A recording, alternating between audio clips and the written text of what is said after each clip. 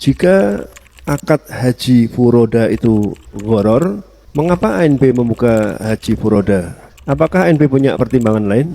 Yang pertama, barangkali apa yang saya sampaikan ini tidak dipahami sebagai sanggahan untuk pendapat siapapun, tapi lebih tepatnya dipahami sebagai penjelasan kenapa Anda mengambil sikap demikian. Dan orang punya hak untuk menjelaskan alasan kenapa dia mengambil sikap tertentu. Karena itu kalaupun misalnya sudah ada video yang beredar dari Ustadz A, Ustadz B, Ustadz C, kok ANB tidak membuat video yang sama? Karena kita tidak ingin dipahami sebagai sanggahan. Namun kalau misalnya ditanya, kenapa kamu seperti ini? Kami punya alasan. Selanjutnya, berkaitan dengan masalah haji yang ada di negara kita. Kalau kita lihat bahwa di negara ini sebelum tahun 2025, untuk keberangkatan haji itu ada 3 jalur utama. Haji reguler, haji plus atau haji khusus, dan yang ketiga adalah haji furoda. 2 yang pertama, ini kuota. Pemerintah Saudi memberikan kuota kepada pemerintah Indonesia untuk memberangkatkan haji masyarakat Indonesia. Karena ini sifatnya kuota, maka visanya gratis, tidak berbayar. Dan itu semuanya adalah haknya pemerintah, dari pemerintah ke pemerintah. Sementara untuk yang ketiga, yaitu furoda, ini di luar kuota. Karena furoda ini pada asalnya adalah hak yang diberikan oleh kerajaan Saudi kepada para emir untuk kemudian mengundang siapapun yang dia inginkan agar datang berhaji. Sehingga dia visa dari pribadi, pribadi untuk pribadi. Nah, visa emir ini kemudian dikumpulkan lalu dijual oleh broker dengan nilai tertentu dan jadilah visa furoda yang resmi, karena itu legal baik dari pemerintah Indonesia maupun dari pemerintah Saudi. Dari 3 jenis haji ini, saya pribadi memandang, dan ini juga pernah saya diskusikan dengan beberapa asatidzah, semuanya tidak lepas dari gharar, baik reguler, khusus maupun furoda. Ghararnya reguler di mana, Pak? Ghararnya reguler, 1, waktunya nggak jelas. Yang kedua, harganya nggak jelas. Sehingga kita misalnya mendaftar tahun ini, Anda akan antri berapa lama? Katanya sampai 30 tahun. Antara 20 sampai 30 tahun. Pastinya kapan? Tidak tahu. Ketika Anda melakukan akad jual beli jasa, tapi kapan jasa itu diberikan? Tidak tahu, orang tidak akan mengikutinya. Orang tidak akan mau untuk mengambilnya. Karena jasanya nggak jelas. Saya mau daftar SD untuk anak saya. Kapan mulai sekolah? Wallahu a'lam. Ini masuk kategori transaksi gharar. Apalagi biayanya juga nggak jelas. Terus nanti biayanya berapa? Fixnya. Pokoknya sekarang kamu bayar 25 juta, nanti fixnya berapa? Tergantung keberangkatan. Bisa mahal, bisa murah. Sebelum tahun atau sebelum pandemi, relatif lebih murah. Pasca pandemi, 2024, 2023, ada kenaikan. Sehingga sempat ramai untuk yang reguler. Banyak kaum muslimin yang terdaftar di reguler, tidak sanggup untuk bayar lebih, karena kenaikannya terlalu jauh dari yang sebelumnya. Harganya nggak jelas, waktunya nggak jelas. Bukankah itu gharar? Kita sepakat ini gharar. Yang plus juga sama, yang haji khusus. Kapan waktu keberangkatannya? Tidak tahu. Daftar sekarang bisa antri antara 5 sampai 7 tahun. Terus nanti kalau sudah 2 tahun mengendap, Anda bisa ajukan percepatan. Apakah percepatan itu pasti dikabulkan? Belum tentu. Bisa dikabulkan, bisa tidak. Tapi yang jelas, waktu tunda Anda antara 5 sampai 7 tahun. Di saat kita punya waktu yang juga rentangnya nggak jelas, berarti kapan jasa itu kita terima? Wallahu a'lam. Harganya juga sama, tidak jelas. Antara 10.000 sebagian travel sampai 20 sekian ribu. Sehingga juga tidak jelas nilai fixnya. Dan itu semuanya terjadi pada haji kuota. Maka haji ini gharar yang reguler, haji plus gharar, sementara yang furoda juga gharar. Ghararnya ada di mana? Belum tentu dapat visa. Karena dalam hal ini tergantung kebijakan dari pemerintah. Kadang dibuka longgar, kadang disempitkan. Dah, berarti 3 ini semuanya ada gharar. Selanjutnya, ketika kita sepakat bahwa semuanya ada gharar, mau bagian pertama, kedua maupun ketiga, semuanya ada gharar. Terus apakah gara-gara keberadaan gharar kaum muslimin jadi nggak bisa berhaji? Sementara jalur yang utama cuma 3 ini. Ada jalur yang lain kan, tapi jalur khusus ya, seperti undangan pemerintah, pejabat dan seterusnya. Nggak mungkin rakyat mengandalkan itu. Yang ada hanya 3 kemungkinan ini. Sehingga di 3 kemungkinan ini semuanya gharar. Baik pertama, kedua maupun yang ketiga. Apakah gara-gara ada ghararnya kita jadi nggak bisa haji? Ini gharar nggak boleh, ini gharar nggak boleh, ini gharar nggak boleh. Jadi kita semuanya nggak bisa haji. Maka berlakulah satu kaidah, idza dhaqal amru ittasa'a wa idza ittasa'a dhaqa. Ketika ada satu kondisi yang itu semua sisi sempit, maka dibuat lebih longgar. Dan kalau terlalu longgar, dibuat lebih sempit. Ideal itu ada di tengah. Sehingga kalau terlalu sempit, dibuat longgar. Ketika longgar, dibuat menyempit. Ini semuanya gharar. Anda mau daftar dimanapun, ketabrak dengan larangan. Wa idza dhaqal amru ittasa. Dan kaidahnya, apabila ada sesuatu yang sempit, maka dia dibuat lebih longgar. Baik. Sehingga dengan pertimbangan ini, siapapun yang daftar haji, posisi dia sebagai rakyat dengan jalur yang umumnya dipakai oleh masyarakat, tidak akan pernah lepas dari yang namanya pelanggaran. Tapi itu diizinkan, karena tidak ada sisi yang lain. Tidak ada jalur yang lain yang memungkinkan. Kecuali kalau misalnya, bisa berangkat dari Jepang, bisa berangkat dari Korea, atau ke negara-negara non-muslim, sehingga kita punya visa yang resmi. Ya, cuman peluang itu kan kecil. Anda adalah masyarakat Indonesia, yang tentu saja berangkat dari Indonesia. Nggak mungkin kita berangkatkan semuanya ke luar negeri, kita pencar-pencar ke negeri kafir, baru kemudian haji. Selanjutnya, posisi gharar itu bisa diperkecil. Posisi gharar itu bisa diperkecil. Sehingga ketika ghararnya diperkecil, maka status gharar itu menjadi ditoleransi. Sebab gharar itu ada dua. Ada gharar mu'tabar dan ada gharar mughtafar. Gharar mu'tabar, gharar yang diperhitungkan, itu gharar yang nilainya besar dan menyebabkan resiko kerugian yang besar. Yang disebut dengan gharar fahish atau gharar yang disepakati itu dilarang. Karena gharar seperti ini mirip seperti judi.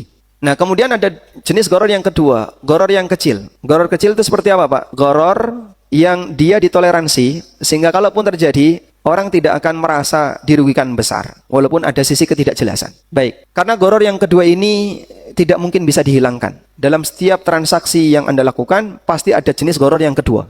Bapak beli HP misalnya. Ketika Bapak beli HP, ya, Anda kan tidak membongkar isinya. Anda tidak membongkar IC-nya, Anda tidak lihat semuanya. Tapi Anda cuma cek. Ketika dicek, sudah memenuhi standar ISO telepon, ISO SMS, ISO WA, Anda beli. Tapi Anda nggak tahu dalamnya kayak apa. Dan praktek ini hukumnya apa? Ada ghararnya, tapi gharar yang ditoleransi. Beli mobil bekas, bahkan termasuk yang baru. Bongkar mesin enggak? Tidak. Anda tidak tahu dalamannya, tapi Anda bertransaksi. Itulah yang dimaksud dengan gharar yang kecil. Sehingga gharar kecil seperti ini, hukumnya boleh. Nah, jika ada transaksi yang punya potensi gharar besar, maka diperkecil. Diperkecil. Cara memperkecil gharar gimana, Pak? Cara memperkecil gharar adalah, pertama, salah satunya ditunggu. Seperti larangan Nabi SAW tentang jual beli ijon. Jangan ditransaksikan ketika buahnya masih kecil, tapi tunggu ketika memungkinkan untuk dipanen. Beliau ditanya, kapan memungkinkan dipanen? Wa mazahuha ya Rasulullah. Kapan tanaman itu atau buah-buahan itu boleh untuk dipanen? Kata beliau, hatta ihmarrat awis farrat. Sampai dia sudah menguning atau memerah. Sehingga ketika buahnya sudah menguning atau memerah, boleh ditransaksikan. Maka butuh waktu untuk ditunda, biar memperkecil potensi tidak jelas tadi. Baik, itu kan berlaku untuk buah, Pak. Kalau berlaku untuk visa apa, Pak? Karena visa kalau ditunggu juga kita tidak tahu. Sama-sama tidak jelas. Nah, di posisi ketika objeknya tidak jelas, maka akadnya dibuat gantung dengan adanya hak khiyar syarat. Dengan adanya hak khiyar syarat. Atau hak khiyar ru'yah. Dan praktek itu dilakukan oleh para sahabat. Utsman bin Affan radhiyallahu anhu tinggalnya di mana? Di Madinah. Beliau pernah menjual tanah kepada Thalha bin Ubaidillah dan tanahnya ada di Kufah. Dan ketika Utsman diingatkan sama orang, faqad ghabinta, kamu nanti rugi, kamu nggak tahu tanahmu. Utsman tidak pernah melihat tanah itu. Thalha juga tidak pernah melihat tanah itu. Cuman Utsman diberitahu bahwa Utsman punya hak tanah di Kufah. Seperti apa tanahnya, Utsman belum lihat. Thalha juga sama, beliau belum pernah lihat tanah itu. Maka mereka berdua berangkat ke Kufah. Transaksinya di Madinah, tapi gantung sampai Kufah. Nah, ketika mereka diingatkan, kamu nanti rugi karena nggak jelas tanahmu kayak apa. Apa jawab Utsman? Aku tidak rugi. Liyal khiyar. Aku punya hak khiyar. Li'anni lam aral arda. Karena aku belum pernah lihat tanah itu. Sehingga Utsman punya hak khiyar. Nanti kalau sudah sampai sana, kok ternyata bagus tanahnya. Subur, tanamannya banyak, harganya sekian, nggak cocok, tak batalkan transaksinya. Boleh. Thalha juga sama. Saya juga punya hak khiyar. Sehingga nanti saya punya hak, harga sekian, kok tanahnya kurang bagus, saya punya hak untuk tidak jadi beli. Sehingga di posisi ketika objeknya tidak jelas, diperkecil ghararnya dengan cara apa? Ada hak khiyar. Keberadaan hak khiyar itu memberi kesempatan bagi yang bersangkutan untuk memilih lanjut atau tidak. Di posisi tidak jelas, tadi kemudian selanjutnya diberi hak khiyar untuk mengambil pilihan nanti setelah kejelasan ada. Apakah lanjut atau tidak. Sehingga gharar yang besar jadi kecil karena digantung dengan hak milih di bagian akhir setelah ada kejelasan. Mafhum seperti ini? Baik. Contoh yang lain. Ada gubernur Mekah di zaman Umar bin Khattab radhiyallahu anhu, namanya Nafi' bin Abdul Harith. yang beliau membeli sebuah rumah milik Sofwan bin Umayyah. Sofwan bin Umayyah. Nah, Nafi ini minta izin kepada Sofwan. Akan aku laporkan kepada Amirul Mukminin di Madinah mengenai rumah ini. Rumah ini dibeli untuk dijadikan penjara. Dan riwayat ini ada dalam Sahih Bukhari. Saya akan laporkan kepada Amirul Mukminin. Kalau beliau sepakat, saya lanjut beli. Kalau beliau tidak sepakat, saya batalkan. Sehingga akadnya di Mekah, tapi lapor dulu ke Madinah. Apakah kira-kira Nafi bin Abdul Harith kirim gambar dan foto WA? Atau beliau butuh waktu untuk datang ke Madinah? Balik lagi ke Mekah. Sehingga butuh waktu minimal perjalanan saja setengah bulan. 7 hari berangkat, 7 hari balik. Akadnya gantung. Dan gantungnya itu disepakati oleh keduanya. Nanti kalau Umar setuju, lanjut. Kalau Umar gak setuju, ya batal. Padahal sudah dilakukan akad. Maka yang tidak jelas tadi, apakah lanjut atau tidak, itu dibuat gorornya hilang dengan cara diberi hak khiyar. Nah, inilah yang disebut dengan khiyar syarat. Dan khiyar syarat itu hakikatnya adalah perpanjangan dari khiyar majelis. Akadnya tidak selesai sekarang, tapi nanti kejelasannya besok. Anda akan kami kasih pilihan setelah ada kejelasan. Baik, lalu masih meninggalkan pertanyaan. Di tahun 2022, peluang keberhasilan furoda itu hanya 10%. Menurut informasi. Baik, 2024, informasi yang saya dapatkan, keberhasilan furoda 100%. Mau pakai standar tahun yang mana? 2022 atau 2024? Sama-sama kasusnya furoda. Sehingga kalau kemudian dia menilai hanya dengan menggunakan standar 2022, kenapa Anda tinggalkan yang lebih dekat? 2024 furoda 100%. Sehingga kalau disebut jika ada transaksi dengan peluang keberhasilan 10%, itu gorornya besar sekali. Bagaimana dengan transaksi yang keberhasilan 100%? Sama-sama furoda. Kalau dia menggunakan standar 2022, kenapa standar 2024 ditinggalkan? Padahal sama-sama kejadiannya furoda. Dan lebih dari itu, faktor kegagalan yang terjadi pada reguler maupun yang terjadi pada plus juga ada. Berapa persen orang yang gagal berangkat karena dia nggak bisa bayar? Berapa persen yang gagal berangkat karena meninggal? Dengan waktu penundaan yang demikian lama, selama 30 tahun. Kenapa itu tidak dihitung? Jika sama-sama menghitung faktor kegagalan. Maka di sini ada sisi goror, di sini ada sisi goror. Terus di furoda, kenapa masih Anda menggunakannya? Yang tadi, hak khiyar itu tidak dihilangkan. Jamaah kami semuanya memiliki satu poin klausul, jika visa tidak keluar 100% uang kembali. Jika visa tidak keluar 100% uang kembali. Sebagaimana itu juga ada dalam reguler. Kalaupun jamaah meninggal dan tidak ada yang mau melanjutkan, uang bisa ditarik kembali. Sehingga posisi hak khiyar inilah yang menyebabkan sisi gorornya tadi diperkecil, bukan hilang ya. Sisi gorornya jadi kecil, besar menjadi kecil. Jika kita menganggap bahasanya dengan goror kecil itu menjadi boleh, maka ketika kita menilai reguler boleh karena visanya adalah kuota yang dijamin oleh pemerintah, khusus juga boleh karena dijamin oleh pemerintah, di sini juga sama. Kami memang tidak ada jaminan dari pemerintah, tapi untuk furoda di bagian ini ada hak khiyar. Begitu kejelasan terjadi, dia punya hak pilih, lanjut atau batal. Baik, masih meninggalkan pertanyaan. Tapi akadnya tidak diulang. Akadnya di furoda tidak diulang. Sehingga ketika ada goror besar, akad sudah dilakukan. Ketika sudah ada kejelasan antara visa keluar dan visa tidak keluar, kenapa akadnya tidak diulang? Karena sebagian asatidzah kan mempertanyakan kenapa akadnya tidak diulang. Baik, wallahu alam yang kami pahami, ya, mungkin berbeda dengan sebagian ustadz yang lain. Bedakan antara mengulang akad dengan istishabul hal, mempertahankan keadaan. Mempertahankan keadaan berarti ibqaul aqd, mempertahankan akad. Akadnya tidak diulang, tapi mempertahankan akad yang lama. Mempertahankan akad yang lama ketika ada kejelasan visa, saya lanjut dengan akad sebelumnya. Sehingga jamaah dalam hal ini sama seperti akad sebelumnya. Karena beberapa sahabat yang tadi melakukan praktek akad, kita tidak mendapatkan riwayat, mereka mengulang. Akad itu gantung. Kalau Amirul Mukminin setuju, lanjut. Apakah diulangi akad atau mempertahankan akad?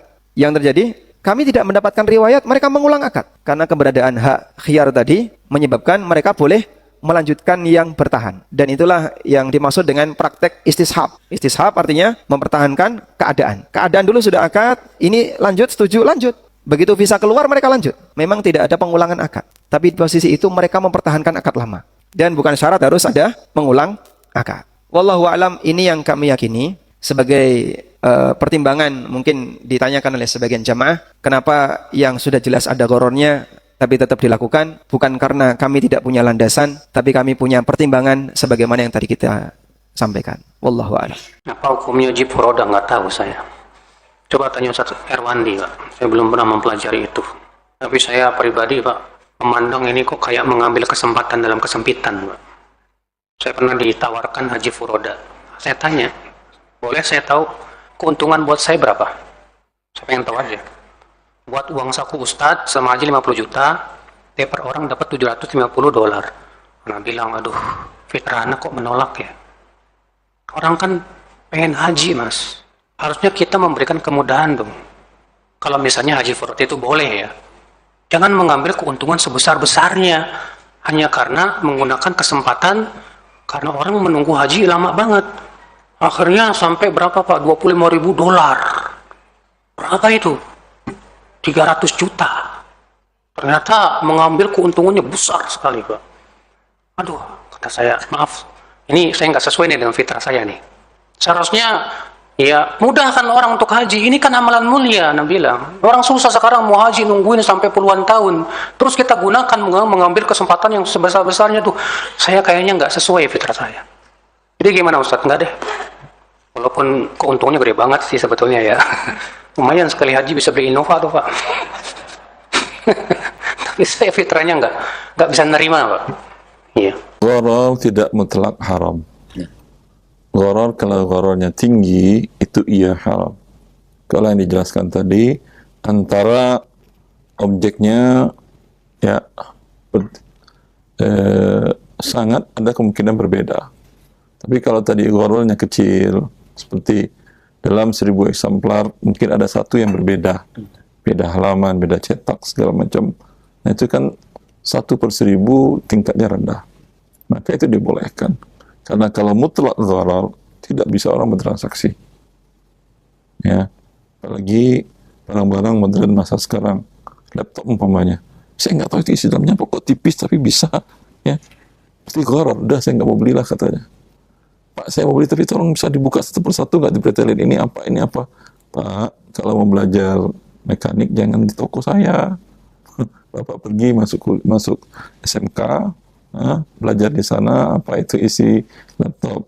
Itu dia mau beli laptop. Kalau dia beli motor juga dia minta Pak Is buka pistonnya apa segala macam, ya remnya cakram atau apa segala macam. Pak, jangan di sini mau belajar, ini tempat saya jualan katanya. Ya, dia beli rumah juga begitu. Ini batanya apa ini? Bata semen atau bata tanah liat? Bakarnya ini matang, setengah matang. Biasanya beda itu batu bata itu kalau yang dibakar dari tanah liat itu tingkat bakarnya berbeda, jenis tanahnya pun berbeda. Ya, tidak bisa kita hidup. Anda mau beli rumah, mau tahu batanya, Anda ketok dulu, tentu rusak. Boleh saya ketok dulu, tapi nanti kamu tanggung biaya perbaikannya ya. Jelas Ibu, maka gharar yang sedikit dibolehkan. Kalau gharar yang besar itu hukumnya haram. Cuman itu kaedahnya.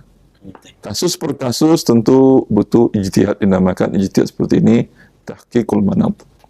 Kaedahnya jelas, tapi mempraktikkan kaedah ini dalam kasus ini kembali kepada ahlinya.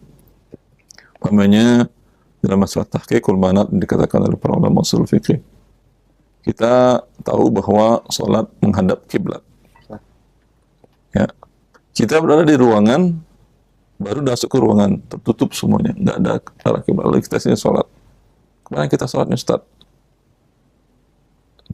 Handphone Anda lagi nggak bisa ini nih sinyalnya. Biasanya punya kiblat finder yang dikeluarkan oleh Google, bisa menentukan arah kiblat lebih akurat, tapi sekarang sinyalnya kayaknya masalah.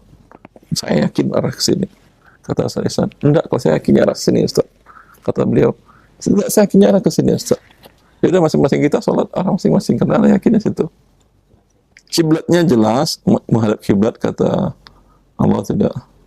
Wallu wujuhakum syatrul masjidil haram. Hadapkanlah kiblat. Wajah kalian menghadap kiblat Masjidil Haram ketika sholat.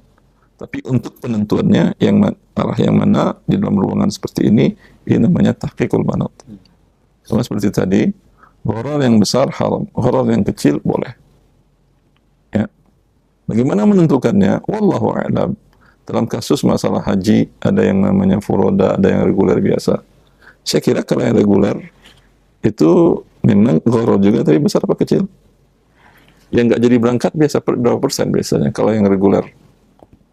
Kecil kan ya? Nah, kan sudah ada penentuannya. Ya, mungkin dia ditipu segala macam, tapi kecil. Nah. Paling kasusnya yang sudah terdaftar reguler, tidak jadi berangkat, visa nggak keluar, itu kecil angkanya. Tapi kalau ditanyakan yang kedua, yang furoda, yang segala macam, itu angka persentase antara berangkat dan tidak berapa persen?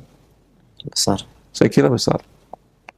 Besar. Coba aja lah Anda lihat kasus-kasus, apalagi tahun musim haji yang lalu, ya, banyak orang-orang yang dekat kita, orang-orang yang kita dengar atau yang kita baca, antara kemungkinan berangkat dan tidaknya, dia daftar sudah bayar cash, mungkin berangkat dan tidaknya tuh mungkin sampai 50-50. Itu tinggi.